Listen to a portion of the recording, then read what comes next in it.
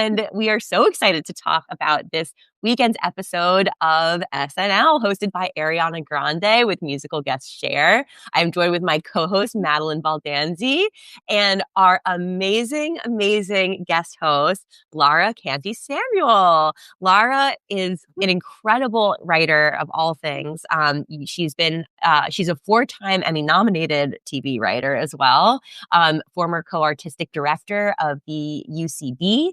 You've seen her work on HBO Max. She's written for Sesame Street. She's written for basically everything. And she has upcoming shows at Second City, The Impossible New York Stories on January 24th, and the Moth main stage. She's doing a show in Connecticut on February 28th. So LAURA does all sorts of writing, and I'm so excited that you were here with us, LAURA. Welcome. Thank you. I am so super excited to be here. Oh, great. You two are just some wonderful people to chat about sketch with. I love talking about writing with you both. I love learning about writing with you both. And this episode, I think there's so much to chat about. So basically, general context, we always, as sketch teachers, tell our students to watch shows so that you can learn from them and talk about them. And because SNL is a show that anybody can watch, it's really a great way to learn about sketch structure and see what works, what doesn't work. So when we talk about the shows, it's really from a kind of a teacher perspective, right? So we talk about SNL in the same way that we would talk about our colleagues at the UCB's shows. So the idea is to be critical, but also not critical, but not cruel. Chatting about the things that work, the things that don't, and just generally nerding out about sketch. So before we jump in, I'd love to do a temperature check just on this episode. Personally, I will say I really liked this one a lot. I had so much fun watching it. I think there are great things to talk about structurally, things that worked, things that didn't.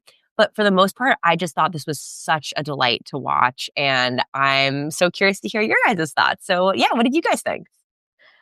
Yeah, I enjoyed it. I'm a holiday girl. So yeah. you got me at holidays. I mean, look over your head. We see evidence.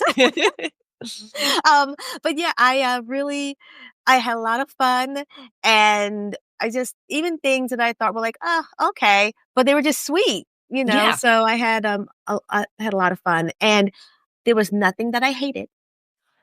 That's a great way of putting it. For SNL, that's like hitting it out of the park. Like, that's amazing. Absolutely.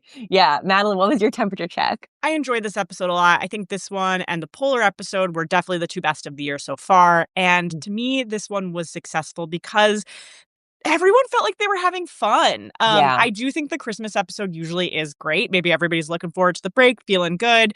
And I also suspect that Ariana Grande is friendly with a lot of the folks working on the show. And I just felt like everyone was relaxed and having a good time, which is kind of the best place to make comedy from, is when you're goofing off with your friends. So whatever about it was happening this week worked for me really well. Absolutely. I also wonder if part of it was that like it was sort of sending Bowen off in style too. There was something that just felt very celebratory and kind of like selfless about the whole show. Just like very, I don't know, very cheery and very Christmas. Very Christmas. And I do think, LAURA, exactly what you said, that there was nothing that just like really stank. You know, like it was really like, I think that it was just a really, it felt very joyful the whole time. So let's go ahead and jump into it then. Because I think what we'll do as always is we'll talk sketch by sketch. As we go, we'll talk about what's working, what didn't work. But as always, we'll start with the cold open. So all the talk about how joyful the episode was. The cold open is often where Madalyn and I hit a little bit of trouble, just because there's sort of a cap on like how much fun we often have watching the sort of Trump kind of grab bag. But yeah, what were your thoughts on the cold open? Anything jump out? We talked about how often the cold open is sort of the least sketchy of the sketches of the night. So yeah, anything jump out for you guys in particular about this cold open? I enjoyed it. In terms of jumping out specifically, when you think about the nation's president and all of the like things that he says, you often think, how can anyone top that? how can anyone, but consistently it was very funny. I didn't feel like angry or triggered, even though, which can happen. It's like, this again. But I really thought they did a great job of teasing out, the ridiculousness of, some of the non sequiturs that, the commander uses and having fun.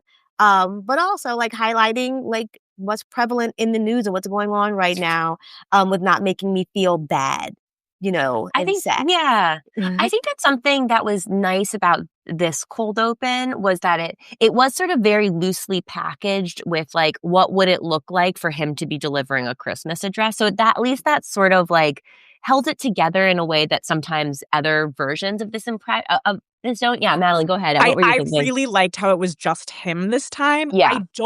There's something about when it's something else and then he pops up. It's always like, ugh, what a bummer. But the fact that it was more focused this time and there were no other surprise, it was just Trump being batty. It actually automatically began to feel more gamey. So it worked a lot better for me, even though I wouldn't say there was a strong game, maybe loosely like he's really unraveling. But it worked better than normal for me. Yeah. I think so too. Yeah. It felt sort of like cleaner than it often does.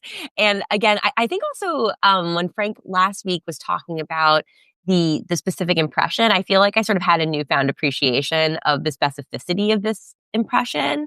And there was something like about like not using like articles before nouns, like hugging flag, don't hug person. Like there were some really nice specifics that he locks into. That worked well. I thought that it was nicely packaged for what it was. Again, I think I always kind of hit a ceiling with like how much fun it's going to be. But I agree, Laura, that I think that this was a much stronger version of what we've seen this season. And it didn't. Yeah, it was pretty clean. And that was basically my main thought about this. Any other thoughts on this cold open? Should we? I thought it was more satirical than normal too, which made it work better for like a little bit more, maybe. Like the R word joke was in the open, and then I don't know if he improvised, "Oh, you love it," or not, but I did think that was like very pointed and very funny, and I enjoyed that. Like it felt like it had a little more bite for me, which for I think Trump impressions is key. Yeah, totally. Yeah. I will say, I mean, going through the naming of the various things was funny, and getting to Big Elphaba, that made me laugh, because it was a surprise, like, oh yes, Trump this, Trump that, Big Elphaba. I'm like, hey, that's smart. It's funny, That kind of made me so mad because that's such a good joke, and I don't like even a fictional sketch world where Trump came up with it. That's really funny, yeah. But that's so funny. Big Elphaba. That Big Elphaba was very funny, absolutely. No, awesome, yeah. And it was a nice way to kind of like to surprise us by breaking the pattern. Like I think that was nice. It's fun, awesome. Okay, so great. So I think it's a nice, like a pretty solid cold open. And now shall we talk about the monologue? Yes. Okay, great, awesome. Madalyn, you look so delighted to talk about this monologue. It had a game and it was funny. Yes. I think one thing I want to set up this chat with about the monologue is also, I think that sometimes when students do sketches that are musical, I think there's a really interesting distinction between a musical sketch, right? And sort of a Weird Al style approach to a song. I love Weird Al, to be clear. Don't send mean emails. No, I love Weird Al, but I think that this was don't worry at all. Your dog's also a fan of Weird Al, I guess. But basically, I think that this is a really interesting sketch to look to as a musical sketch that has a game. It is swapping out lyrics, but again, still focused on a game versus just a lyric swap. So anyway, let's jump in. Madalyn, you seem very excited to chat about this one, so I'm going to throw it to you first. Yeah, I just think changing the lyrics to be now that you've said that, I'm like reframing how I'm thinking about that. But it's a sketch and not a Weird Al song because it's a hosting bit, and so like you sing when you're hosting sometimes. So it's still very sketchy to me. Yeah. But the game is so specific. My cousin's husband or fiance Steve, and you have to find a gift for someone you've never met. Really clear, really specific. I like that they made it one specific guy. I thought that was really sharp. And then my other like kind of teachable takeaway from this is one thing about live comedy is that it is a pleasure to watch people do things that they are really, really good at. Yeah. And Ariana Grande is really, really good at singing. And so to let her shine vocally and give her really funny bits to do in the song just really hit it out of the park for me. And I think that's just something to always consider is like, hey, okay, I have this actor I'm writing for. What are they amazing at? And can I showcase that in a funny way in the show? It's always a good move, I think. Yeah, absolutely. Yeah, I just have to say overall, I mean, Ariana Grande, she is just a joy, right? Yeah. And coming from a sketch perspective, the talent can honestly make or break a sketch. That is just true, because you can have the best sketch, and if you've cast the wrong person, you'd have the best writing, the best jokes, and they may land but not hit as hard depending on that, actor's interpretation. But when you take her, and she's a delight to watch, and she has great comic timing, it's just it's like your fault if you can't win with her. So and she's gotten funnier, I think. Yes. Over like she over was sharp. time. She was sharp on this episode. Yeah, very, very sharp. Yeah, I love this. I thought the specifics were really fun and really charming. I thought it was interesting that there was that one, it kind of happened at sort of a surprising place for me where they did steer away from Steve very quickly and talked about like the 25 gay guys who do my hair. And it was sort of like more broadly about people you don't know who to shop for. And then it went back to Steve. So that was just kind of an interesting, like kind of cracking open the game a little bit. In a way that it didn't bother me just because it was so much fun. Like it was so much fun. And I also really liked the line about like forgetting about the rhyme of getting his name wrong and then correcting it. Like that was a really funny joke. Really funny joke. And just a great way to, again, play with, it was very on game, right? Exactly the unusual thing, but a very clever way of like holding it up to light in a different way. I've been talking with different people about sort of analogies that come to light for sketch that can be helpful. And sometimes one that I've brought up a couple of times is thinking about it as like a piece of art or something in a museum. And you need to figure out like, okay, you're holding it up. And so are you figuring out the display case so that you can admire it from all the angles, right? So like, is it in, is it being put in a place where it shines against the backdrop? Can people walk around it and look at it from over here? And I think that getting the name entirely wrong is a great example of like coming at it from a different way. We've heard all the talking about all the things she doesn't know about. And then now she has the name wrong. And then there's the things that she did get for him that like she feels like are kind of like the shrug, like the Christmas shrug. I think this was a great way of like hitting great specifics from different angles to keep it really interesting and fun. And also like really efficient too. Yeah. I think that this is the thing with musical sketches that people run into. It takes such a long time. So you really have to make sure that there's fun stuff the audience is laughing at the whole time. And I thought the specifics were so good here that it didn't feel like we were spending a ton of time with setups at all or like waiting to get back to the chorus or whatever. It was just fun from beginning to end. The run of folks bringing in all of the different gifts towards the end, that was like a good lightning round that I really enjoyed. Yeah, absolutely. Oh, and I think that's a great example too, the lightning round, like talking about varying up the pace of a sketch. I think that's really key. And if you start looking for it more, you'll start to notice more things like that in sketches where it's like, okay, like especially often game show sketches do it. It takes so much time sometimes to set up a beat and then there will be a rapid fire something or other. So yeah, that's where I think Family Feud sketches get a lot of mileage out of those too. Awesome. Anything else about this monologue that we want to chat about, or shall we move on? Great. Awesome. Okay. So the next is the Elf on the Shelf support group. All right. Let's chat about it. What jumped out to you guys in this one? Yeah, I'd love to hear. Well, I will say the way the world worked, right? The logistical aspect of how this world worked kind of did throw me because here you have this elf on the shelf, who's not allowed to move. And even during the sketch, it's reinforced that, Santa doesn't allow me to move. So I kept thinking, well, how did you move to therapy? I don't understand where you are and how you got there if you're not allowed to move your perch. Mm-hmm. And for me, honestly, that, if there was any flaw that's just kept picking its way into my brain, that is what it was. Because I would have liked to have been given an explanation, or a rationale, why in this world, on this day, at this moment, the rules that have been set up for the elf on the shelf have been broken so they can go to therapy. Right. Even if it were something simple, we can't move while there is a human nearby. And then what would be fun about that was it might set up a world where somebody has to scuttle back off, before what, and then insert joke about before so-and-so wakes up from his frat, bender or whatever, then you could have fun with that. But yeah, I agree. There was a question of are they just here psychically and spiritually, or physically in a space together? Which, don't totally hear you on that one. Yeah, absolutely. Yeah. So I just love that justification, which is important when you're writing a sketch. Yeah, totally. Absolutely. Setting it up nice and clean at the top. I think that they did a good job. I agree that I had that same kind of thing where I was I think that whatever the answer is to that question could be made more specific and then paid off too, right? That could be paid off. That's the main thing. It's there's a missing joke when we don't understand, when that's not clear, right?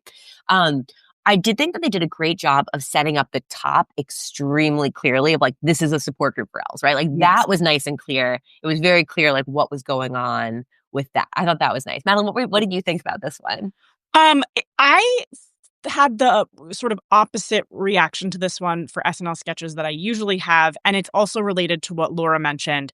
But just to start the premise, I heard it and I was like, okay, blank support group is a really common setup in sketch, and sometimes it's really funny and sometimes it's not, but I feel often I was expecting it to be really unspecific, because it's SNL and, but then the way that it heightened, despite the kind of weirdness of not defining that why or how they were there, the world did start to get very rulesy and specific, and it did heighten in a great way to elves popping into confetti when they have naughty thoughts and they die. That was I was never expecting it to go there. It was really surprising and really funny. So funny. a rare example of an SNL sketch that ended up heightening to really fun, surprising places. And it was because they made the rules so narrow. Santa became a mean god, a mean boss, kind of a horrible boss, godlike figure, and they did logically heighten on that, and it made me laugh.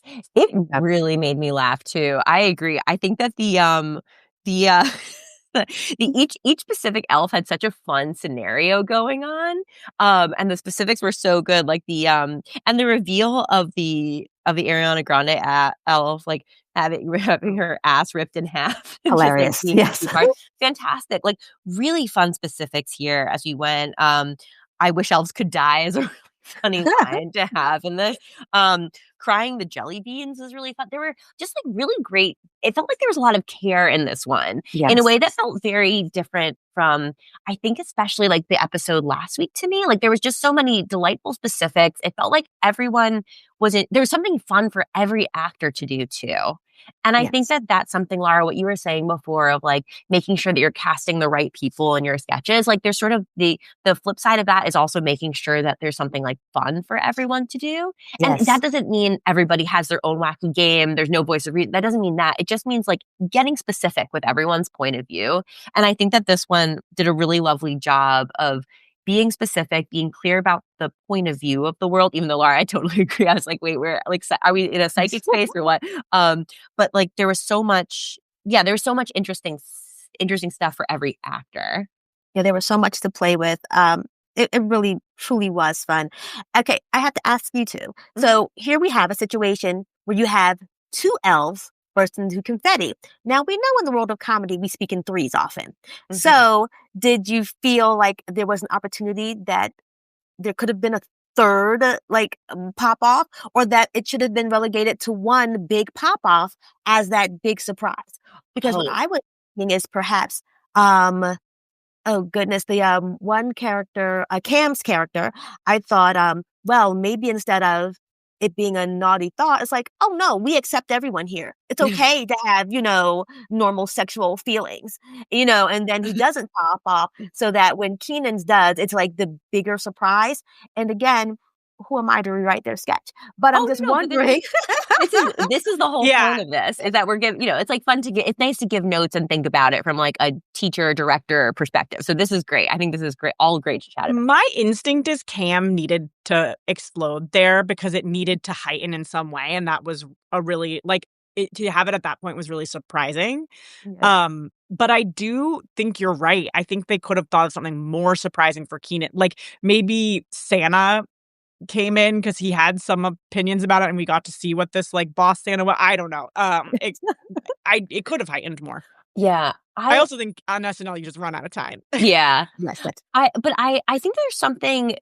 This isn't necessarily an answer to that question, but I will say that this sketch, I usually don't make much of a note of this, but I did make a note that the blackout, there was not really much of a blackout for this one at all, like not really much of an ending. And Laura, I do wonder if there's something if this like missing thing could have tied in with what you're suggesting too. Like it does feel like there was just something at the end where it just kind of ended in a way that I think SNL sketches often do, but this one felt like because the specifics were so great and so juicy, I really was craving something like really nice to like cap it off. And I do agree, maybe like a Santa appearance, or maybe even just like the sound of a Santa from far away, or just some other thing. I really wanted that. And I think that could have been another way to, I think that whatever a payoff to that could have, that could have been that. Can you remind me, what was the Keenan explosion? What was his confetti explosion? I couldn't remember. He was so mad that he got pooped through a dog. Yeah. That he wanted to hurt Santa or something. He called Santa a butt. Oh, yes. Santa's a butt. And then he, Right. And that was, that was basically the end of the sketch, right? Yeah. Like, I think that often we want for a blackout line or for an ending, something that kind of like steps back from the scene, and like does something kind of like almost like a bird's eye view of it in some sort of way. And I think this one, that I think just as the final little bit just didn't quite pay off for me. But yeah, so basically all that is to say, Laura, I think that you're right. There was something that felt like it was kind of missing at the end for me. It wasn't necessarily like the explosion, but it was definitely something. There's just one little thing just to make it like I don't know, extra fun. And Madalyn, I also agree with you. When I heard the premise, I was like, okay. And then I was like, actually, this is really fun to watch. This is, I think, stronger than the premise. And as you said, you can heighten any premise if it's clear and you're very creative about where the beats go. Totally. And it's also like, for me, it was kind of like, oh, I haven't thought about Elf on a Shelf in this particular way. That's really fun. So now I have a new way to think about Elf on the Shelf. Awesome. Should we go on to the next one? Okay. So this is the Home Alone sketch. Okay. So first like video. Oh, is that right? Yes. First video. Okay. So let's chat about the Home Alone sketch. What jumped out to you guys about this one?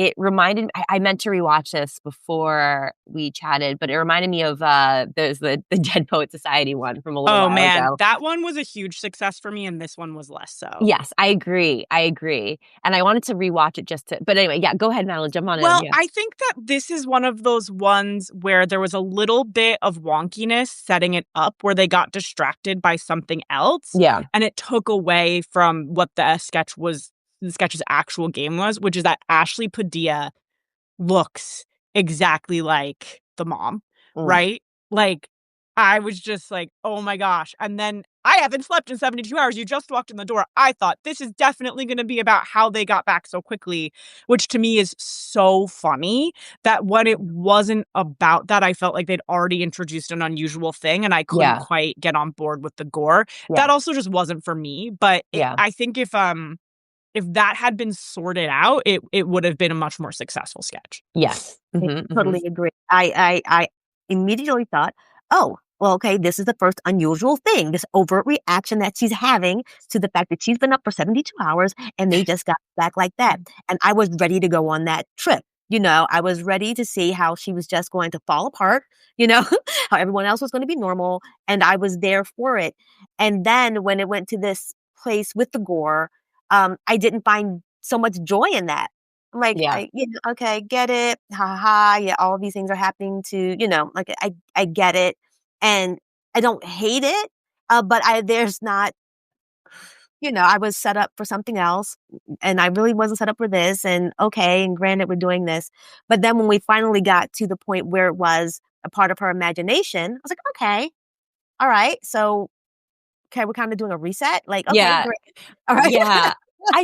I think there's a little bit of we had talked with Georgie a little bit about the feeling of like, oh my God, they admit it like in a sketch, and it was like, oh, they also know that they were doing kind of two separate things in a way that was a little murky by having her have imagined it. It was like, oh, there are two different sketches that kind of were competing and that got murky, but more real estate went to the gory one. Yeah, I totally agreed. I had the same reaction where I was like, I was also very excited at first because there's so much lead in. And I think that whenever you have a sketch where there's a ton of setup, it's like when it feels like it's done intentionally, which is often a mistake that newer sketch writers make. There's often a lot of setup, but it's not, the point isn't to have some big reveal. I was like, ooh, okay, I'm waiting, I'm ready, I'm excited. And I was kind of waiting for a big reveal. And then when she said 72 hours, I was like, I'm interested in that, but it feels like that was kind of a long walk for that setup. And when the gore came out, I was like, we just had a little bit of an accidental detour before we got to this big reveal, right? So I think that I think for this one, I will say, like, I'm really bad with gore. Like, I actually had to look away for several parts of the sketch because it was gross. I will say that the fan falling down on Colin Jost and like just chipping him apart, that did make me laugh. That was so goofy. I think that my problem was that I think if you are playing that game, you kind of need for all of the things to be as goofily disgusting in the spirit of the Home Alone plots. So again, fan falling down and like chipping away at a person does feel to me like the right amount of fun versus like person getting shot with nail gun is like a little like it just feels like a little gross and unspecific. So anyway, I do feel like I got a little tired of it. I wanted to rewatch the Oh Captain, My Captain sketch, which is a great comp for this one, because in my memory of that one, there's all that buildup and then there's one gross, disgusting thing and that hits hard, right? This one, it actually started trying to play a heightening game of gross, which I don't think necessarily gets more than just one really gross, awful thing that everyone then has to react to and deal with, right? So I think there's a really interesting comparison point for those two sketches, what it means to have a long buildup, one really hard, crisp reveal, gross, big reveal. And I agree, Madalyn. I think that the Oh Captain, My Captain was more successful than maybe this one was. But yeah, it kind of lost mileage to me as the beats went on. I was like, I just don't want to watch more disgusting. But again, that's me. Yeah. I did like the ending. You like the twist of the ending with the old man killing them with the shovel. I thought that was funny. I didn't expect it. So I thought that was a nice surprise. Yeah. If we're gonna end on death, or on abuse. Yeah. May as well be something real big. I've killed again. Yeah, absolutely. But yeah, I think this is a really interesting one because again, I think that we talk about sketches as having different shapes sometimes. So in a sketch in general, you need something to set up the base reality. This one has a really unusually long runway for that. But then I think when you have a really, really long runway, you need something really big and clear for people to like latch onto as the reveal. And I think this got a little bit, this kind of got really murky right at the point where we want something to hit really, really hard. Yeah, other thoughts or notes on this one? I think this was a really interesting, I was glad that this one was in there because I think it's a really interesting example of how you how you can do a long lead in, but you just have to be real crisp in your reveal. And this one just lacked that. Okay, awesome. Oh, I'm so excited to talk about this next one. This is the dance class one. So let's chat about this one. I think there's ups and downs to this one, but I found it to be quite delightful to watch. So anyway, anything? Who wants to jump in first? Who has thoughts on this one? Yes, it was so much fun to watch. But I will say, I thought, when Bo and Yang pointed out, like these dance teachers are bad. I'm like, okay, we're going to watch a bad dance teacher, is what I thought. Yeah. And then, even though they were not great dance teachers at all, that was very accurate. It also became, for them, their game is dance is how you feel about life, So I'm like, okay. So there are a couple of ideas here. It's like they're bad dance teachers, but their kind of character game is, dance is how I feel, how you feel in the moment in life. So I was, trying to, just kind of bring those two things together for myself. But it was just fun watching people do it. And I did love that. My wife dropped the charges. Now they're just behind me. I just thought that was hilarious, So I thought and they gave actor an opportunity to do something super clear, send a super clear message, be super funny. So I loved that. Yes. Yeah. Yeah, I sort of wish it had just been that specific from the get-go, right? Like they didn't have quite a specific enough point of view from the start. And yet, I love slow, fast. Like I do. Madalyn, no, it's fast, slow. Yes. Cocaine, red wine. I love that. And I wonder if there is a way to label that game, or what game you would label that under, but I wasn't sure what that would be, or just verbally describing dance moves that you often see in pop culture could have been it. And maybe there were these two things that they wanted to play. But it was all so delightful. It kind of didn't matter, but I do think it could have been a better sketch if they had focused in on one sooner. Totally. And this is maybe a place where I'm like, Madalyn, no, you have to edit harder than that. But I'm like, maybe they could have both lived in the same scene because they're both fun. But it really would have probably been even better if they'd been more focused point of view-wise. Yeah, I agree. I think the two, I agree that I would have maybe cut I think that line at the beginning, I heard when there's oh yeah, I can't believe I got a spot. They're amazing, more pretty good. That's worse. That was a little confusing to process right before they came in. I would have scrapped that, that little bit, so that them coming in was the first we saw. And then, the two games that I was seeing was first, labeling common dance moves as though they're intentional, strategic. So the things that fell into that bucket were fast, slow, and then panting as though, and looking like you're about to kiss, as though the dancing was harder than it actually was, right? On a separate note, there was the communicating everything you want through dance, right? I agree. Those did feel like two kind of murky things. And I think that the fast, slow probably could have been maybe it could have been folded into the other one, but I think it just would have I think that it would just have required being a little bit more mindful of how it got folded in or something. But yeah, I don't know. Maybe this is just a kind of murder your darlings editing your sketch sort of thing of oh, that's just a separate sketch that's really, really fun, but something sort of different.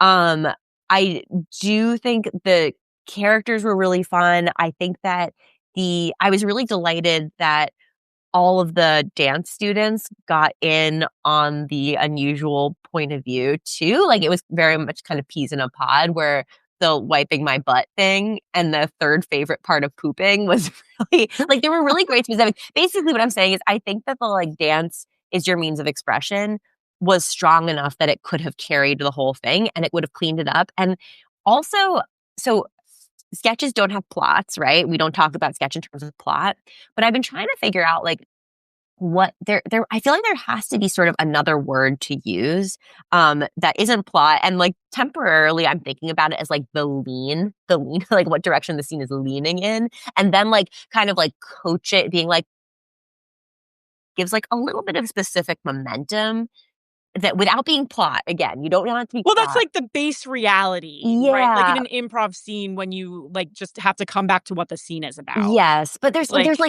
something else. I feel like there's still like a specific word for that. Like I haven't quite figured it out yet. I'm trying to kind of come up with something good. The action of the base reality. It's like, something. Yeah, that's sort of like the tree, the thing that you that you mount things onto. Like it's plotty just, stuff does need to happen to generate beats, but it's not necessarily plot. Right. It's not plot. It's just something that the beats get hung up onto. And I'm still kind of playing with it. If people have thoughts or suggestions, I'd love to hear. The corkboard. The corkboard. I like that. Yeah. I mean, for now, it's called the corkboard. I like that. Yeah. Right. Because like, but there's something that like, when I think about it, it's like, it just has to be, I keep on coming back to the word leaning because it just feels like, again, it's not like a plot arc. There's something that has a little momentum to move you through the scene without being a plot, but it just has to hold it together somehow. And I think that you could have, if you had gotten rid of some of the fast, slow stuff, even though I loved that, you would have had a cleaner setup that would have allowed for even more fun. I will say that one of my favorite things that made me laugh so hard in this whole episode was the "I'm not vaccinated" followed by that really incredible dance move thing. Like the spinning was so particular and so impressive to me. And just a really great, I think, Ariana Grande moment of like, oh, someone who's just like so technically skillful. And I think it was very beautiful to see a comedic beat that was so well accented with a physical performance. And again, just felt like they were having a lot of fun. I think, again, would have simplified it. I agree with both of you guys that it would have just simplified it a little bit more. And this is a very small note. I would have maybe added a little bit more music to like in the background as they were having their dance moments, which I think would have added a little bit more of that kind of like lean specificity. Because it felt like there were points where it felt like a little bit of standing around.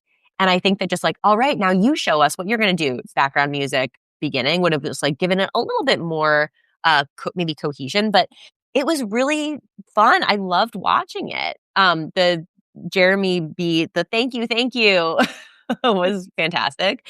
Yeah, I thought it was really, really fun. Just again, a little murky, but got away with it because of the specifics. They were so good. Then, if we wanted to keep the fast, slow, right? Cut it from the top. Yeah.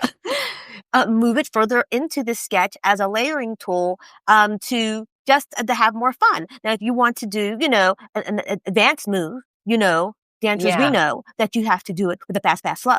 So instead of doing this, it's like, oh, so if I want my wife left me, then that bitch, whatever. Just another way. So that's a way to keep the joke, right? Yeah. But to use it in a way that doesn't murk up the top of the sketch. I love that way of thinking about it, Laura. Like the word used, like a layering technique. I think that's great. I'm gonna write that down and put that somewhere and send you an email about if it's okay for me to use that because I think that's really great.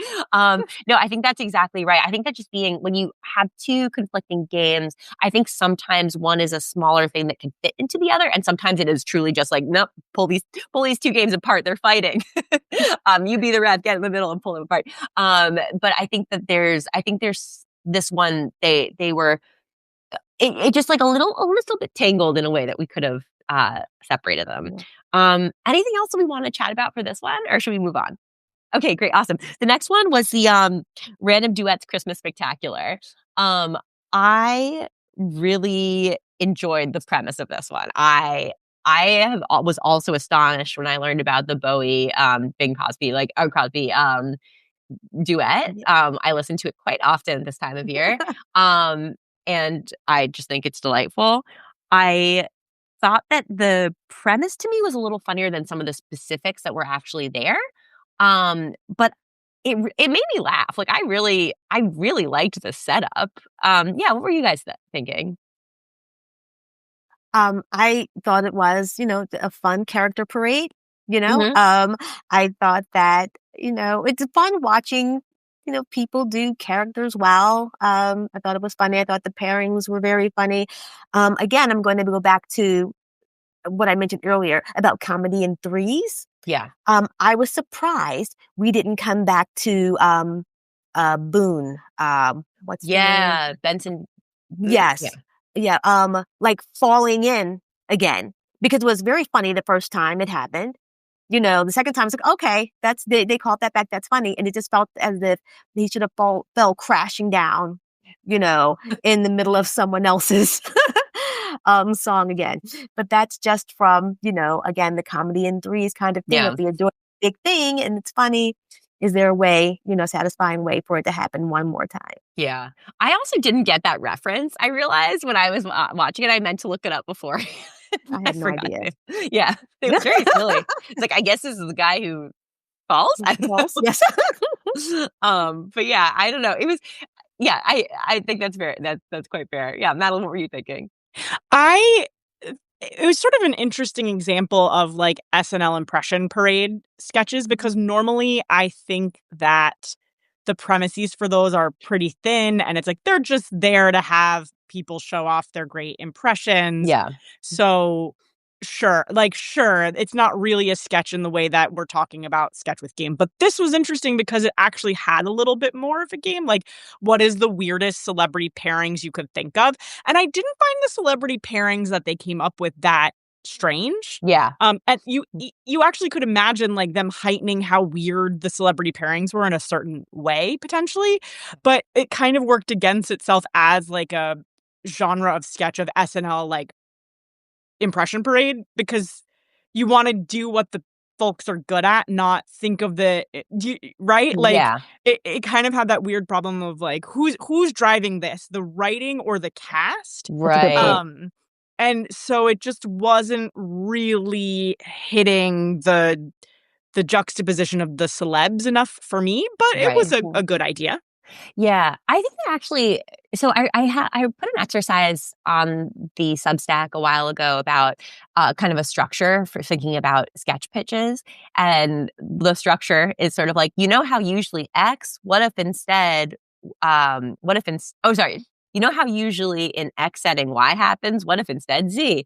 I feel like if you had thought about that on a musician by musician basis. And then thought about like, what is the fun? Like, why would it be unusual for Bob Dylan to be accompanied by Katy Perry? Why would it be fun? That didn't seem that weird to me. Yeah.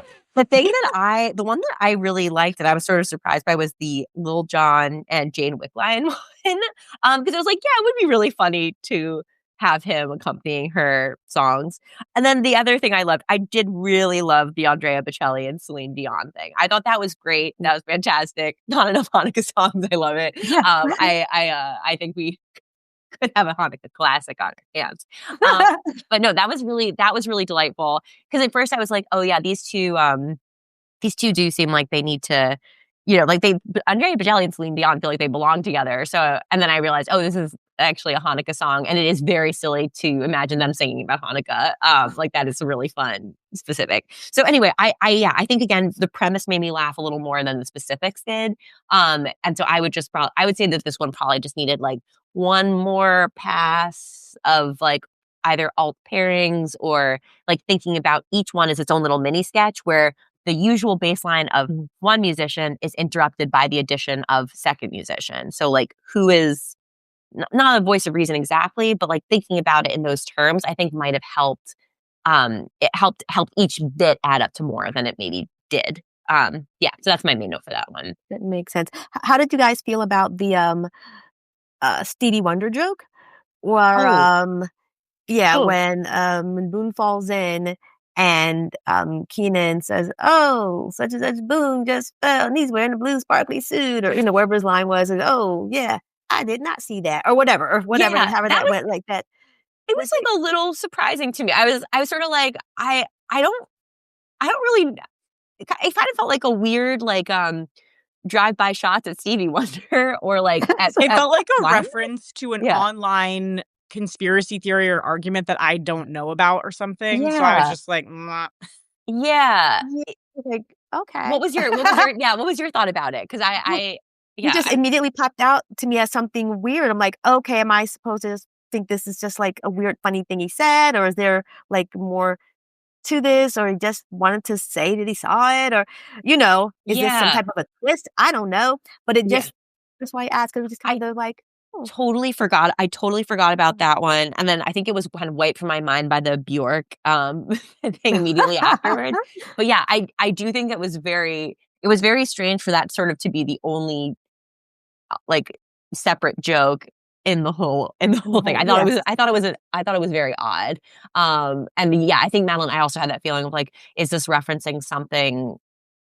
But I wasn't totally sure. Yeah, I think that this was just one that like, I think it could have just paid off more than it actually did. But again, love the setup for this one. Should we move on to the next one? Okay, this is the one, in addition to the dance one, this is one that I am maybe the most excited to talk about. This is the Do You Believe in Black Santa Claus one, court. I think there's so much to discuss here. Basically, a burglar in court trying to convince people that he's Black Santa Claus to get away with his crime. Which sounds weirder as I'm saying it out loud. But anyway, what do you guys think about it? What did you think?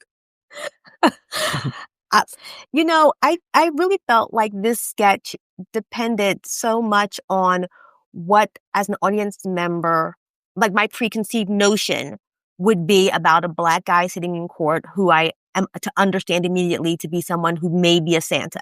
Yeah. Right? Because we don't immediately start with, listen, I'm a Black Santa. Why don't you believe me?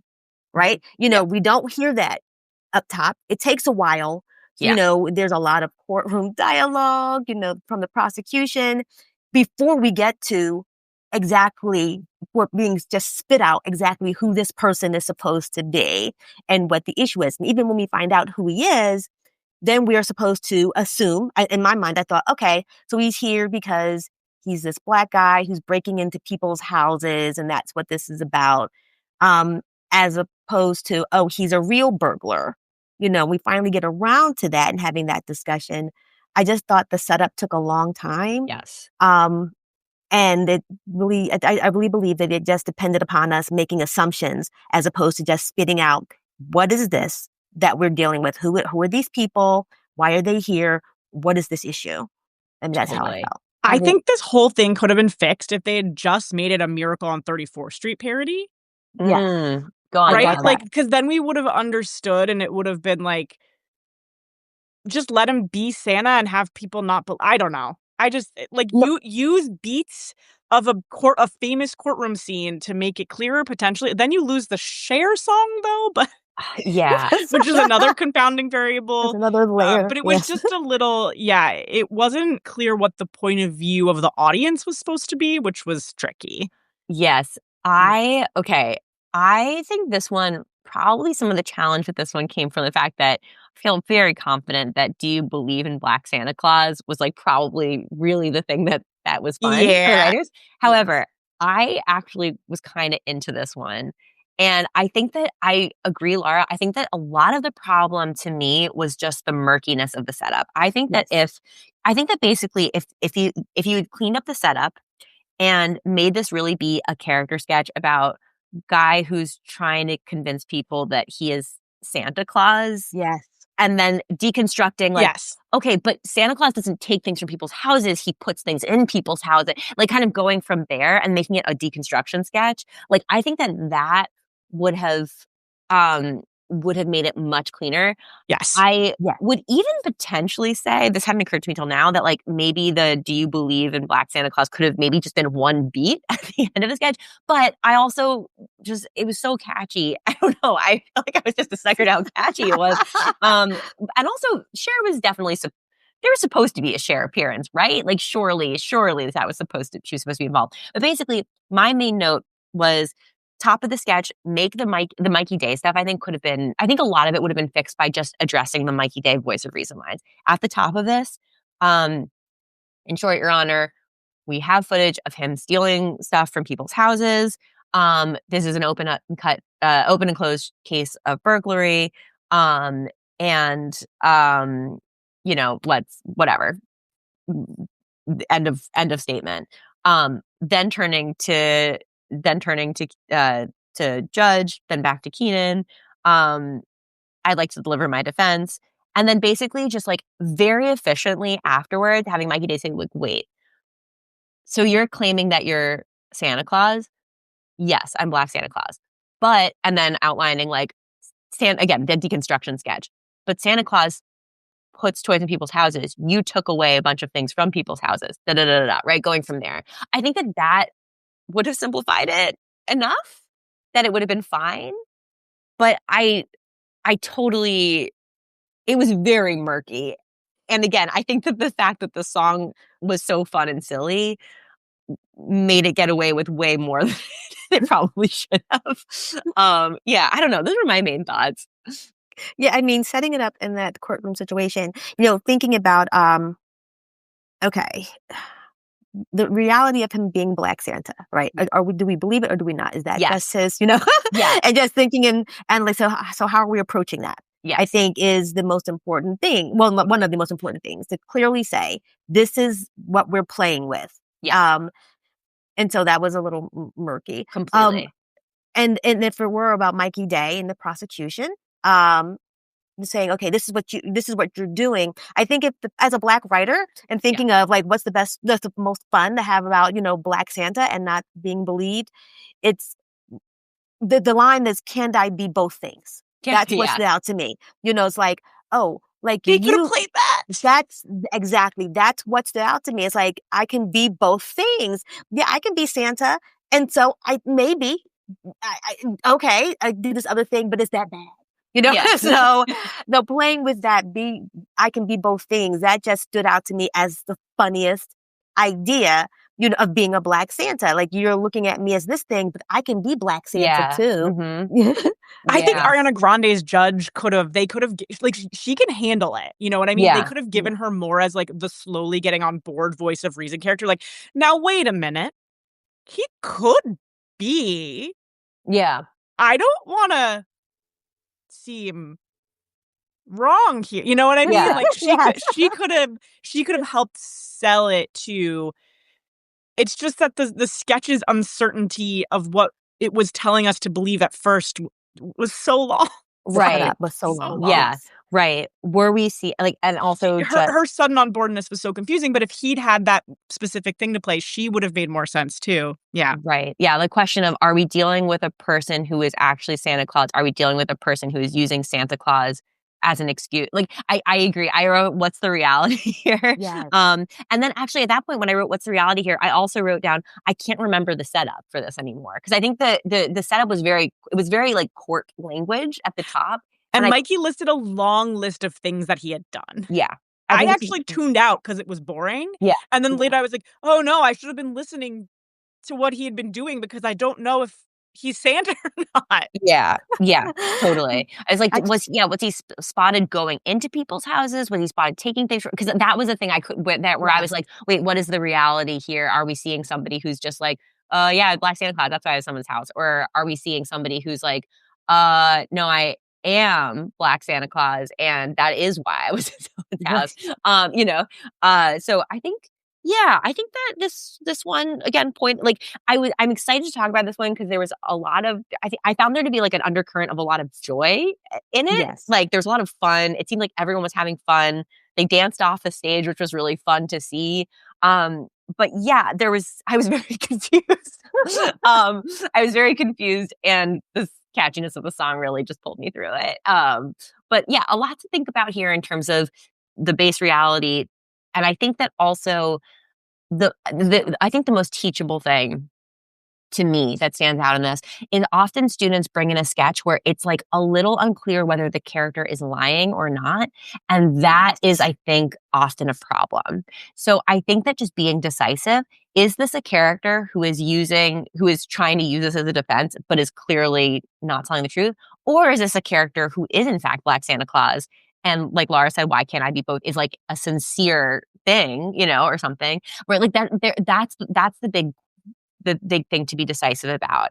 And so in a sketch, if you're writing something and it feels like the game is this person telling the truth or not, really take a good look and make sure that that's actually the fun that you want to be having with it, because the ambiguity often just translates into confusion for the audience, and confusion is just absolutely kills the fun of a sketch.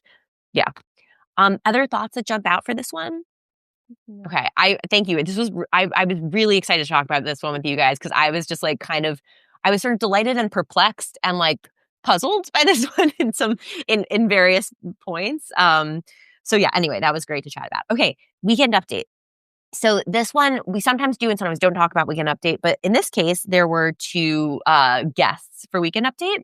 So let's chat about them. So the first was Tyson, the 12-year-old nephew. Tyson, threatening Santa, I would say, is the game of that character. So yeah, what were thoughts for you guys? What jumped out for this? I wanted to not like it. But it made me laugh. Yeah. I wanted to not like, the YN coming after Santa. But I'm like, but this is just funny to me. So that's really all I have to say. But I thought that the jokes, were gangster coming after us, a child gangster. For a child gangster is funny. Yeah. So seeing this sweet child, the juxtaposition of a sweet, 12 is kind of old. But that was the only problem. Yeah. If he were younger, it would have been, I think better, more, if you were younger and sweeter, at 12, you're right there. It's no, I think you're just a bad kid. But this would have been one of those things where the landlord, if an actual kid had done it, it would have been so funny. And then I don't know how old Cam Patterson is, 22. He looks pretty young, but not. So they labeled him 12, which okay, maybe, but then he just didn't seem 12. So that added to the unusual thing. Yeah. But you know what? It was fine. It was quick and it made sense and it was clear other than the age acting issue. And he did a good job. And Madalyn, just to clarify, so when you say the landlord, you mean that Will Ferrell sketch with the landlord? Sorry. Okay. Sorry. The very famous First Funny or Die sketch where there's a little, maybe 2-year-old demanding money from Will Ferrell. It's very, very funny. Yeah. I think that what I will say, because I agree with you that there's something, it's sort of an added complication that we're seeing these pivots, but I did kind of like the way, I felt like it sort of worked in the context of this very specific weekend update piece where Michael Che is calling attention to it. When he's I have this many, or that was hilarious. He's when you use 3 hands, you're too old to do this. I thought they handled it well. That was really, really well. Yeah. Yes. There was a lot of, for something that can get murky and messy, I thought that there was a lot of tidiness around this, and it was very well executed. And I do think that it was, the specifics were very funny. And this is an example of a sketch where I think the pivots are the fun part to watch, acting really young to acting really threatening. I thought it was labeled very nicely and cleanly at every step of the way. So I think this is an interesting one that Laura, I think what you were saying of I didn't want to laugh at it, but it was funny. I think there's many ways where this one shouldn't have worked, but it did work because it was very well calibrated throughout. I thought it was great. Okay. Then we had the trend forecasters, but between then we had the Colin jokes thing. I thought that maybe to me, I felt like it kind of threw off the vibe a little bit. I didn't think the Michael Che jokes for Colin thing were as well calibrated this time. And it felt like the audience, to me, maybe I'm imagining it, felt a little whoa, afterwards. I was surprised it wasn't the last thing they did. Yeah. But then Bowen needed to go last. Yeah. But they weren't going to not do it. So that it was a weird technical problem to me. Oh, yeah, that makes sense. Yeah. Because the fact that it was one-sided didn't do anything for me. But maybe that was for time. Yeah. I don't believe they actually surprised Colin with that. I don't know. No. Yeah. I wouldn't think that they did. And I just thought it was weird. I couldn't understand why it was one-sided. And also I didn't feel, and if it were one-sided, I think the jokes, I didn't feel as though they necessarily built to something. I was okay, maybe it's going to build to something, and that's why there's this one-sided take. I didn't get, there was no like big payoff for me, like watching that. And at some point it just felt a little like mean. And, and today's jokes are generally mean, but it's funny, because you have that, again, juxtaposition, between the two, and they're being mean to each other or being silly. Then, you get both sides and it feels like a fair fight. And this just felt, like, oh, like, why are we doing this in this joyous episode right now? Yeah. Also, don't be mean to Scarlett Johansson. She's not even there. I know. Yeah. I like her. Yeah. I agree. It felt like a little weird, and it just felt like a weird way to set up to then go into this like fun thing with Aidy Bryant and Bowen Yang at the end, the out and in thing, which I thought was like fun and goofy, and I was happy to see that again. Yeah, for totally Bowen fine. Yeah. I have no further thoughts on it, honestly, just that it was like fun and silly.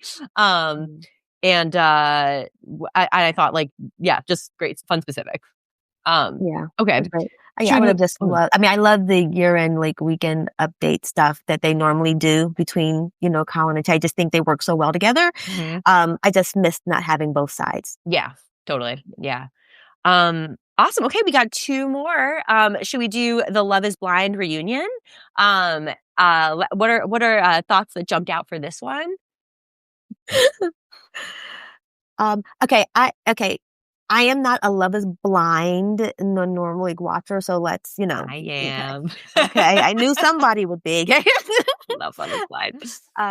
But I did love, like the line about, love is blind. Like, no, it's not. That wasn't the exact line, but that was the, like, yeah, I can totally see that. And then seeing the Grinch, they come, I thought that was funny and would be rife, with jokes. So I was there for that. I thought that was sweet. Yeah. And I kind of wanted to see like more of that develop because I'm not a fan. So I don't know necessarily. I said, oh yeah, okay, this is a reunion kind of thing. I get it now. Okay. So it was like, yeah, it went over my head in the beginning. I was like, oh, okay. I set myself up for something that wasn't happening. Got it. So yeah. I think that this one, I feel like Love is Blind, but it's blank is also sort of a classic structure at this point. Like I've written one that's like Love is Blind, but it's Cookie Monster. Like there's any number of these that exist, right? I thought that this one the audience was also very quiet in this one, which I think is interesting. I think this one was actually just structurally a little funky, where it felt like there was a kind of unusually long amount of time in that beat where we are setting up they're seeing each other for the first time. And then that was a really long beat. That came after the, like, we're in the reunion. And then we were in the reunion for kind of a weird amount of time too. My impulse would have been to way cut down this moment where they first see each other, right? Because like in reunion, sometimes they also show like kind of a montagey thing, whatever. Like you could have been so efficient with like them seeing each other and then come back to the reunion where we're watching it play out. I think that there was sort of a little too long in this initial meeting, which really wasn't the point. I think the point was the fun dynamics that are introduced when the Grinch is present in the reunion part, like following the beats of like, you've fallen in love, you apologize to each other, you hurt each other's feelings, you got back together, like all of that, but with the Grinch. So I feel like they should have just had way more time in the reunion part and then covered a lot more ground, because I thought the specifics that came up were fun when it came to the Grinch, but it just felt like a little sloppy, like structurally. I would have cleaned up the structure of this more, and then decided, like, does this live really in the reunion with one brief flashback to their meeting? Or does this live in the reunion with like a couple of like specifics? It kind of felt to me like somebody who had watched the reunion, but maybe didn't watch Love is Blind, the show, or something like that. And I think the structure of it suffered accordingly. That was my main takeaway from this one. And I also found it confusing that they included canned applause from the studio audience of the reunion that felt different from it. Like, I don't think they were trying to cheat. I don't think they were trying to cheat or trying to trick us, but it felt like a kind of confusing world thing going on, with the layers of studio audience in the world of the sketch and studio audience watching SNL, if that makes sense. Yeah, I think that my main notes were just like, spending all the time with Ariana Grande's character as the voice of reason for the first, like, maybe it was page and a half, maybe 2 pages, and then having her at like on board in peas in a pod way for this second half of the sketch just felt like it kind of wasted time. Yeah, 'cause I would have loved to have it stayed, I think, more in the reunion and understood more about how it is that they came to be this loving couple. Yeah. And, and how did he get pregnant? How does that work? Yeah. That could have been a fun beat, Right. just discussing right. that. And, I don't know, at least for me and my copy. So, Yeah. but yeah, I felt like it almost felt like, okay, you spent the first half of the sketch, with this like, what the fuck, what? We're not saying the F word. Can I say that here? No, you can say the F word.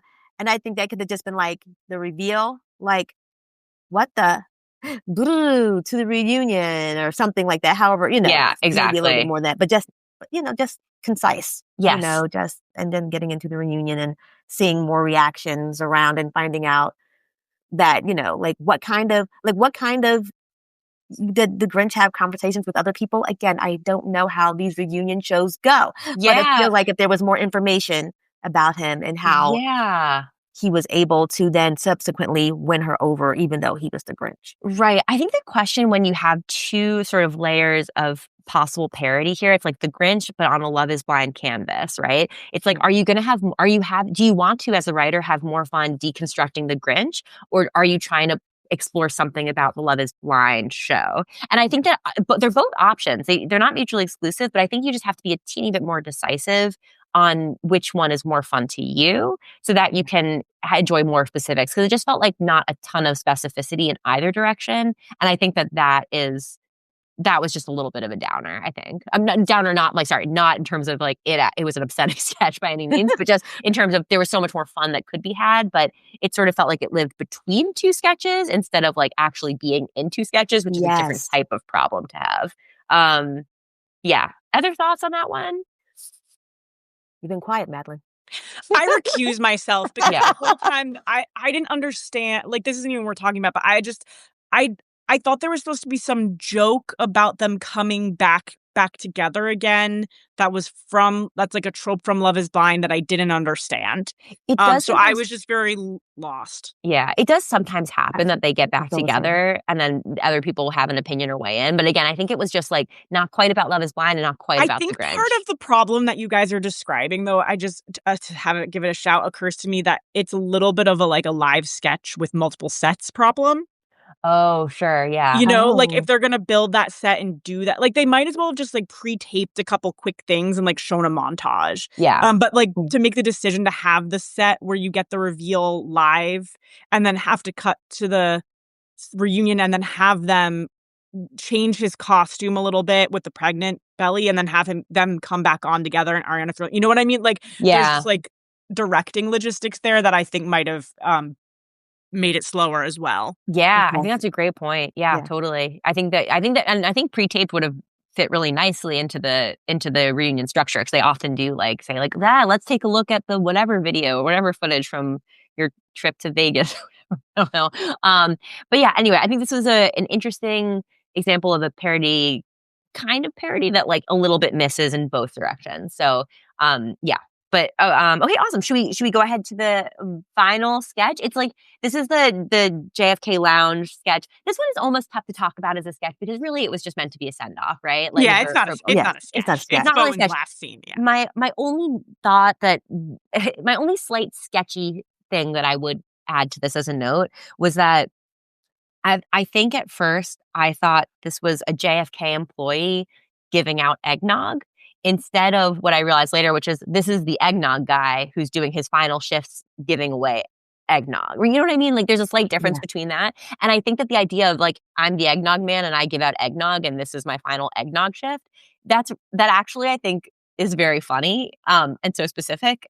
And so I think I would have, since I did circle back to a couple of jokes about it, I think I would have made it clear that this is the eggnog man. Somebody could have just said like, they hand out eggnog in the lounge, like, yep, year round, people like just one mention. Even just describing it as like, yep, I'm Eggnog Barry and I have my eggnog cart, always have the JFK Lounge, or I'm here every year or whatever. But like, I think that I just thought it was like a seasonal thing. And then when Ariana Grande, when they show the phone call, I was like, oh, that's so funny. This is like, the eggnog man. Like, that's just his eggnog thing.